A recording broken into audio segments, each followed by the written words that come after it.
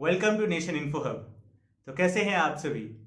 जैसा कि आप सभी को पता है कि हम हर हफ्ते आपके लिए लेके आते हैं हिंदुस्तान का कानून सबके लिए या इंडियन लॉ फॉर ऑल। और उसी के तहत हमने कॉन्स्टिट्यूशन पढ़ना शुरू किया। हम लोग कॉन्स्टिट्यूशन के अलग अलग आर्टिकल्स को पढ़ रहे हैं और उसको केस स्टडीज के साथ समझ रहे हैं। तो चलिए इसी सिलसिले को आगे हम बढ़ाते हैं। जैसा कि आपने पिछले वीडियो में देखा होगा कि कैसे हमने आपको आर्टिकल 21 के तहत जो एक खास बात की गई कि हाउ टू प्रोटेक्ट वुमेन, औरतों की सुरक्षा कैसे की जाए और उनको कैसे प्रोटेक्ट की जाए, और उसी के तहत हमने आपको बताया था कि वर्क प्लेस पे उनके साथ जो सेक्सुअल हैरेसमेंट होता है, जो यहाँ पे वो औरतें काम करती हैं, उनके साथ यौन शोषण के आरोप होते हैं या उनके साथ जो अपराध होते हैं, उनसे बचाने के लिए स्टेट ने क्या क्या काम किया। हमने आपको उसमें केस स्टडीज भी बताया था और उसमें एक मेजर केस जो हमने आपको बताया था वो था विशाखा गाइडलाइंस वाला। तो चलिए आज हम आगे शुरू करते हैं इसी सिलसिले को और आर्टिकल 21 के दूसरे भी एस्पेक्ट्स को समझने की कोशिश करते हैं। अगर आपने हमारा पिछला वीडियो नहीं देखा जिसमें हमने औरतों के प्रोटेक्शन के बारे में बात किया है, तो ऊपर आई बटन पर क्लिक करके आप हमारा पुराना वीडियो देख सकते हैं ताकि आप अच्छी तरीके से इस सिलसिले को समझ सकें। तो चलिए शुरू करते हैं आज के हम इस वीडियो को। और आज के इस आर्टिकल 21 के तहत कुछ अहम और जो राइट्स आपको दिए गए हैं, जो एक हिंदुस्तान के नागरिक को दिया गया है, उसके बारे में भी समझते हैं हम।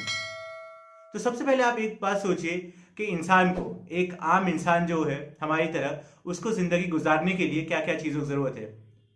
तो याद आता है हम सभी को कि सबसे पहले हम कहते हैं कि हमारे पास रोटी होना चाहिए, मतलब खाने के लिए होना चाहिए। फिर हमारे पास होना चाहिए कपड़ा जो कि हम अपने बदन पर पहने, जिससे हम अपने आप को ढक सके और अपने आप को एक मॉडेस्ट वे में बढ़ा सके आगे। और तीसरा एक सबसे अहम चीज़ जो आता है वो है शेल्टर, मतलब आपके लिए एक घर होना चाहिए जिस घर के तहत आप रह सके, आपको सर्दी बारिश गर्मी से बचा सके वो घर। तो अब आगे हम जो बात करेंगे वो है इसी चीज़ के ऊपर।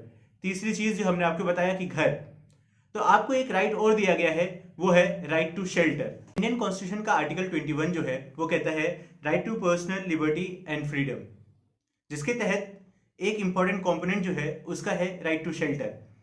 अब शेल्टर को हम लोग कैसे समझते हैं? एक ऐसी जगह जहां पर आपको आश्रय मिल सके, जहां पर आपको सुकून का 2 वक्त की रोटी मिल सके, आप वहां बैठकर आराम से खा सकें। अगर कोई इंसान जिंदा है तो उसके लिए एक जरूरी चीज जो है वो है शेल्टर। अगर उसके पास शेल्टर नहीं होगा तो उसके लिए जिंदा रहना बहुत मुश्किल हो जाएगा। हम जानवरों के साथ या परिंदों के साथ भी हम देखते हैं कि उनको भी शेल्टर की जरूरत होती है। हम देखते हैं कि कैसे जानवर गुफा में रहते हैं, पेड़ों के नीचे रहते हैं या सुरंग बना के रहते हैं। हम देखते हैं परिंदों को कैसे वो घोंसला बनाते हैं, उसमें रहते हैं। इसी तरीके के इंसान को एक जरूरी चीज जो है वो शेल्टर की है। बिना शेल्टर के इंसान मानसिक और शारीरिक तौर पर बढ़ नहीं सकता है। अब जब हमने शेल्टर समझ लिया है तो अब शेल्टर से जुड़ी और चीज की तरफ हम आगे बढ़ते हैं। तो आपने और हमने एक चीज को नोटिस किया होगा, बहुत गौर से देखा होगा कि हम जब कहीं सफर कर रहे होते हैं, ट्रेवल कर रहे होते हैं, तो हम देखते हैं कि सड़क के किनारे से कई सारे घर बने होते हैं। यहाँ पर एक बात जो है वो ये है कि जो हमारे समाज के गरीब तबके के लोग हैं, जैसे कि दलित हो गए, एससी हो गए, एसटी हो गए, इनके साथ हमेशा से भेदभाव होता आता रहा है, जिसकी वजह से वो हमारे समाज से एलिनेटेड हो गए हैं, हमारे समाज से अलग हो गए हैं। और इसी का फायदा कुछ लोग उठाते हैं जो उनको रहने से मना करते हैं, उनको शेल्टर देने से मना करते हैं। हम लोगों ने आए दिन अखबारों में ऐसे कई सारे खबर पढ़े हैं जहां पर हमको पता चलता है कि एक गरीब तबके का, एक कमजोर तबके का इंसान बिना शेल्टर की वजह से, बिना आश्रय की वजह से मारा गया। यहाँ पर एक जिम्मेदारी जो आती है वो स्टेट की आती है कि कैसे हर एक नागरिक को शेल्टर प्रोवाइड किया जाए, क्योंकि राइट टू शेल्टर आपको दिया गया है, आपके साथ एक फंडामेंटल राइट दिया गया है जिसके तहत बोला गया है कि आपके लिए एक मकान होना चाहिए जहां पे आप रह सकें।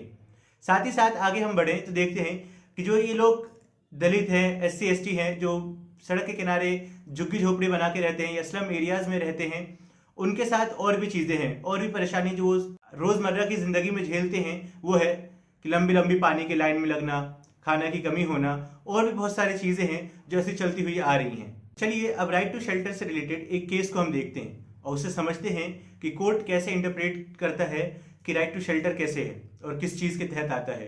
तो जो केस है वो है चमेली Singh versus state of Uttar Pradesh. ये 1995 का केस है और इसमें सुप्रीम कोर्ट के 3 बेंच के जजेस ने फैसला दिया कि राइट टू शेल्टर जो है वो भी आर्टिकल 21 जो है right to personal liberty and freedom जो है उसके तहत आता है।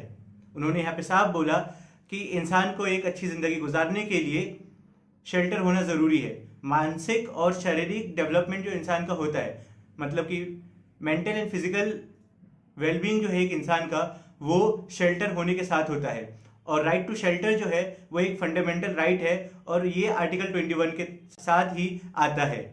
तो ये था केस चमेली Singh versus state of Uttar Pradesh. तो चलिए, अब जब हमने शेल्टर समझ लिया है और हमने जान लिया है कि शेल्टर क्या है, तो अब उसी के साथ एक ज़रूरी चीज़ जो आती है वो है फैमिली।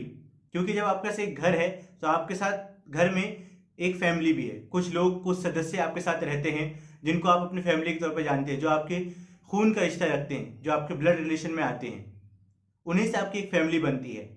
और जब फैमिली बनती है तो आप कोशिश करते हैं कि कैसे उनको प्रोटेक्ट किया जाए। तो यहाँ पर अब जो हम बात करेंगे वो है सोशल सिक्योरिटी की एंड फैमिली सिक्योरिटी की, कि how to protect your family, to protect your social status and all that so. और यही चीज़ है आगे आर्टिकल 21 के अगले इंपॉर्टेंट कंपोनेंट के पार्ट में, जहाँ पर आर्टिकल 21 में एक बात ये भी है कि आप कैसे आपकी फैमिली को एक राइट दिया गया है प्रोटेक्ट करने का, right to protection of your family, of social security. अब what do we mean by social security? सामाजिक सुरक्षा से हम क्या समझते हैं? तो इसका मतलब ये है कि भारत के हर एक नागरिक को सुरक्षा दी जाए। और इसकी गारंटी कौन लेता है? इसकी गारंटी लेता है राज्य, जिस राज्य में आप रह रहे हैं। जैसे कि इंडिया अपने आप में यूनियन ऑफ स्टेट है, अलग अलग राज्यों को मिलकर बना है। तो इंडियन गवर्नमेंट के पास एक जो वो जिम्मेदारी आ जाती है वो है कि अपने हर एक नागरिक को कैसे प्रोटेक्शन दी जाए, कैसे उनको सुरक्षित रखा जाए एक जगह पर। और सुरक्षा एक ही तरीके की नहीं हो सकता, सुरक्षा अलग अलग चीज़ से हो सकती है। जैसे कि बेरोजगारी से हो सकती है, मैटरनिटी से हो सकती है, एक्सीडेंट हो जाता है जैसे दुर्घटना आपको, उससे हो सकती है, बीमारी से हो सकती है, आपके ओल्ड एज में या बुढ़ापे में कुछ पेंशन वगैरह दे के आपको प्रोटेक्ट किया जाए। तो इसी तरीके के अलग अलग और भी सुरक्षा हैं जो कि एक राज्य को, आम नागरिक को प्रोवाइड कराना है, प्रदान करना है, जिससे कि उनको सुरक्षित रखा जा सके, उनकी ज़िंदगी में खुशहाली लाई जा सके और उनको अच्छी तरीके से रखा जाए। अब बात ये आती है कि सरकार कैसे लोगों को प्रोटेक्शन करे, कैसे लोगों की सुरक्षा करे।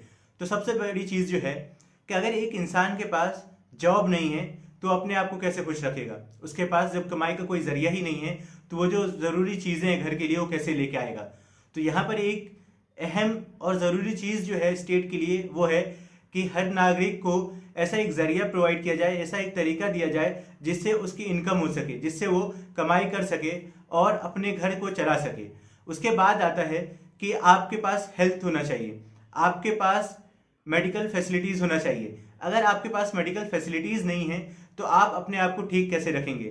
अगर आप बीमार पड़ गए तो आपके पास अगर सरकार दवाई ही नहीं प्रोवाइड कर रही है तो आप ठीक कैसे होंगे? और ठीक नहीं होंगे तो वापस आ जाती है बात कि आप कमाई नहीं कर पाएंगे, कमाई नहीं करेंगे तो आप अपने घर को नहीं देख पाएंगे, और घर को देखना, घर की सुरक्षा बहुत ज़रूरी है। तो सरकार के पास एक जिम्मेदारी और आ जाती है कि वो सस्ती मेडिकल सर्विसेज प्रोवाइड करे।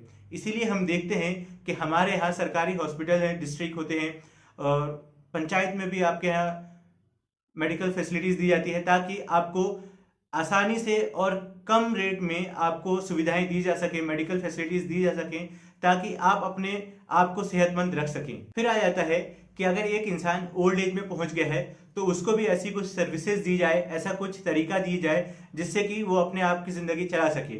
जैसे कि हमारे यहाँ ओल्ड एज पेंशन स्कीम है जिसमें बूढ़े लोगों को पेंशन दिया जाता है ताकि वो अपनी ज़िंदगी गुजार सकें, रोज़मर्रा की ज़िंदगी की जो ज़रूरी चीज़ें हैं वो ला सकें और आगे की ज़िंदगी गुजार सकें। तो आज के वीडियो में बस इतना ही। आज हमने 2 बहुत ही ज़रूरी चीज़ों को देखा और उसको समझने की कोशिश करी। सबसे पहले हमने देखा राइट टू शेल्टर को और उसको समझा। फिर हमने देखा कि राइट टू शेल्टर के बाद एक ज़रूरी चीज़ जो है फैमिली का या सामाजिक सुरक्षा कैसे प्रोवाइड की जाए और उसमें स्टेट का क्या रोल है, हमने वो देखा। अगला जो वीडियो होगा वो आर्टिकल 21 का आखिरी वीडियो होगा।